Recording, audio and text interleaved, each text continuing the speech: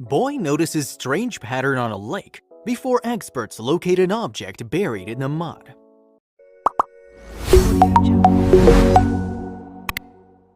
A young boy walking through the woods on Kurtnamadasjarv Lake in Estonia noticed something unusual. He noticed a huge path dug into the lake's bank area which further led directly into the water. The boy was astonished and started thinking about how this was undiscovered. He shared this great discovery with some adults nearby. They too were surprised by the path and started doing their own research. Most people thought it was a general coincidence and nothing major would come of it, but soon enough they came across an incredible discovery. On a rainy afternoon, a small boy from Estonia walking through the forest on Kurtnamadasjarv Lake noticed a very strange patterned path leading him directly into the Madasjarv Lake. However, the path didn't look natural. Something buried inside the lake must have dug the path. He decided to share this huge discovery with the people because he wanted to know what was buried deep inside the lake. He alerted his parents, who then told others in their neighborhood. By the time the word spread, everyone was curiously fascinated. People waiting started trying to pull out what was deep inside the water, but soon it was clear they couldn't do it alone. The ropes broke and people were finally exhausted. No matter how much they tried, the object didn't even move a bit. Looking at what was happening, more and more people started gathering in curiosity. They were all looking at the lake in amazement and were trying to predict the object stuck inside. Soon enough, they realized their tugging was all in vain. It was time to alert the authorities. The authorities sent a massively huge bulldozer to take out what was hidden beneath the lake. The massive bulldozer was driven into the forest area to use a few ropes in order to pull the object out of the water. The ropes were supposed to be attached to the heavy object first so it could have been pulled out of the lake.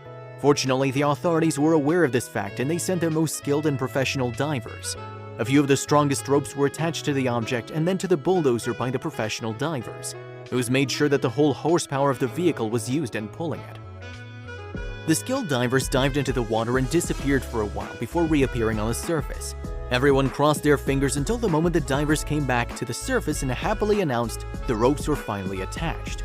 By this point, the audience was already very excited. After attaching the ropes to the bulldozer, the dozer finally pulled something huge. It was covered with mud and dust as shovels, revealing exactly what was submerged in the water. Many people couldn't believe their eyes that something this huge could have been hidden in the lake for so long without anyone noticing. Most people by this time had already started predicting what it could be. As soon as the cleaning sped up, people saw a huge open hatch and no longer was a complete picture formed. Was this some sort of old transport vehicle from World War I or maybe World War II? It was hard to tell what exactly the object was before getting it completely out of the lake. The vehicle was still very dirty with lots of mud. People continued holding their breath. The tension of the audience was literally palpable. People armed with shovels started shoveling away the mud. They were shoveling the mud with terrific speed. It seemed like they were too excited to know what the object was. Most people were actually eager to find out what the mystery was about. The excitement grew as more and more of the vehicle was cleaned. Now the moment of truth. The object was completely cleaned, but what was it? It was some sort of a heavy vehicle, but not an ordinary one. The secret was finally revealed after hours of sweat and hard work. The object was now clean enough and understandable. Most people still weren't able to tell what exactly it was, but people started surfing through the internet to find out. To most, it looked like a tough hard metal-made object, but like a military vehicle. People were both astonished and amazed as they further examined it. With all the dust and dirt removed, it was now clear to everyone what they'd pulled out of the lake. One smart person standing there quickly surfed on the internet and found it was a Soviet-used World War II tank. He also argued this was one of the Soviets' most powerful tank of all time, for some reason in amazing condition. Now the most obvious questions: how did this thing get into the forest and lake, and who sank it? People weren't able to control their nerves as the mystery went further. It was soon clear that the mystery was about to be solved. The people made no delay informing the authorities, and the authorities immediately came to the spot and further informed that it was a T-34-76A built by the Soviet Union during World War II. The mystery was being more intensely solved. People started thinking about the possible reasons why the Soviets would sink such an extremely powerful tank into a lake. Many started giving their own predictions and reasons, but the original answer was yet to come. And trust me, it was pretty amazing. Finally, the authorities called expert historians on the spot to examine it. After a deep analysis of the tank, the historians finally said it was intentionally sunk by the Soviets to prevent the enemy from using the tank. Historians further explained that at the time of World War II, the T-34 was the most powerful tank in the world. The Soviets intentionally sank it so the approaching enemy couldn't use it against them. They did choose the best place to hide it. It was incredible research to find a 27-ton Soviet Union tank laying in the water for around 56 years. The water managed to erode some parts of the metal, but it still looked amazing. It almost looked like you could jump in and start going. This wasn't the first tank to be found in a lake. Several German tanks have also been found in Russian waters. There are still several undiscovered tanks yet to be found too, most of which are random, such as built for construction work.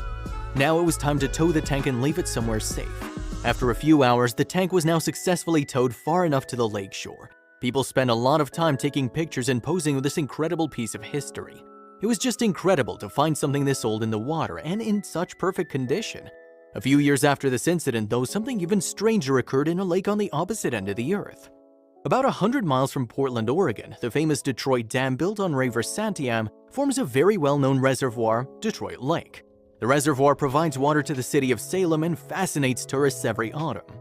The reservoir was first built to provide electricity to nearby places. Today, however, it is a small fishing paradise where rainbow trout and king salmon swim. But the lake becomes extremely fascinating when once a year, no fish swim in it. Towards the end of the year, the lake starts getting dried up and completely dries off. Barren land with just rocks about it. The locals flock to the mountains of Marion Country at this time, not only to see the barren land, but something else too. They draw themselves to the dry lake to crack the mystery this lake holds. They knew there was a great mystery, but it could only be cracked during the autumn and early winters.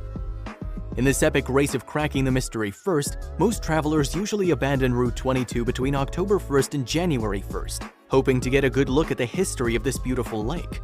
There are literally hundreds of people every year who try to find out the history.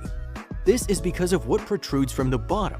The lake bed starts looking like a troop of soldiers as if it were a giant. A vast barren landscape gets revealed as soon as the water slowly dissipates. With this, it also reveals the long-kept secrets of the land. As the lake dries up, hundreds of tree stumps become visible. These tree stumps run through the whole landscape like lunar craters and overall create an eerie atmosphere. You could easily see thousands of tree stumps lying on this barren land. They're a bit different from usual as well. Touching one of these feels like some unusual bark. Obviously, this was because it was a very thick stump resting at the bottom of the famous Detroit Lake for decades. Many people started wondering as if these stumps were dried up because of the lake. In summers especially, this lake is a very popular place for water sports. But few argue that the lake had some history of its own, and this was just a part of it. In 2015, a major drought struck the region and the water level dropped to a record low, revealing the deepest deposits of the reservoir. It was the first time since the water level had dropped that much since 1969. Persistent drought and the lack of snowfall in the Cascade Mountains made sure the water level of the lake fell 143 feet that year. Dave Zahn, assistant sheriff of Marion County, took this as a positive sign and marched towards the lake to explore what was beyond the tree stumps. He wanted to crack the mystery the lake was holding, and this was probably the best time. He didn't have any idea what he'd come across, that it was something unusual no one discovered before. In an interview, he said that he thought of that journey as a treasure hunt for him, and he'd find something in it. He wandered across the dry lake bed and ran his fingertips over the stumps till he saw something unusual.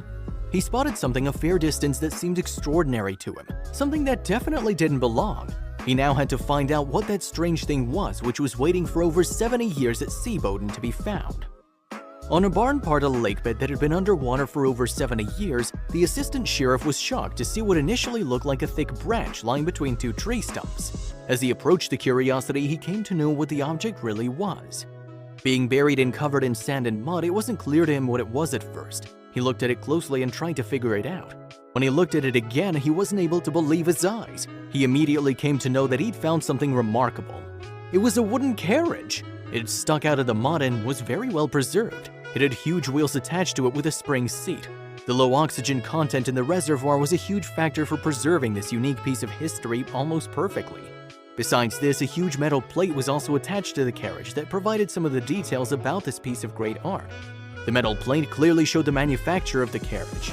Dave took a breath of relief as now he knew this find would go down in the history of the region. The carriage was sent for restoration by the authorities. After restoration was done, it was revealed the carriage was built by the largest automobile manufacturer in America, the Milburn Wagon Company from Toledo, Ohio. The Great Milburn Wagon Company was founded in Toledo in 1848. The company became pretty popular in the States after some years as they started producing stylish carriages before they were replaced by electric cars. The carriage told an amazing story. Moreover, the discovery had opened a path to the past. The history of Detroit Lake wasn't exactly a secret, but keep in mind that not everyone from Oregon was familiar with the history of their region. And this discovery does remind us of all the time when the new Detroit was a great settlement. People of the region were so astonished by the mysterious carriage that they started inquiring about the story behind it. The carriage gave fascinating insights into the automotive history of the region. The enthusiastic locals took no time in picking up the intriguing story. They had their own opinions on it. Some of them said that in the 1880s, pioneers had left the state of Michigan, who then directed these carriages like those found by Deputy Dave. Soon the pioneers founded a small settlement along a river. Initially they called it Co, but later when their settlement got popular and more people started coming from Michigan, it was renamed New Detroit after the largest city in its home state. As the settle gained popularity, it gained its unique importance at the time. Many people deserting the merchant town came to this settlement to live. By the time it became well known, its population mark crossed 200, which wasn't exactly low at the time. Most happy by the settlement were the forest settlers. It was like a dream come true. They built wooden huts out of the wood that was like sand at the time. Meant more and more people became part of it and attracted more and more people. Construction workers were initially housed by the small community for the Oregon Pacific Railroad project.